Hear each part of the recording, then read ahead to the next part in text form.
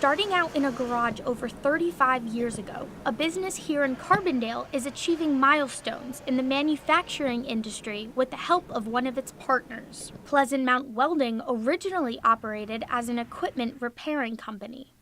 Now it has transformed into a specialty metals fabricator that also services water and wastewater markets across the country.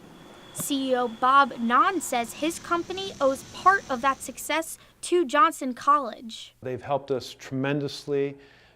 Without them, we would not be the company that we are now. The company has been working hand in hand with the local trade school, developing software that runs and monitors municipal and industrial plants. Johnson and our internal staff here helped us build smart screens, and we did all the electronics and we automated those machines, so now we can actually manufacture grading in our own facilities. Pleasant Mount Welders is a constant growing company where CEO Bob Nahn says they find good workers locally at places like Johnson College. Because of them, we're actually hiring on our drafting side, we're hiring on our welding side, and actually another phase of what we expect to do is on the electronic side.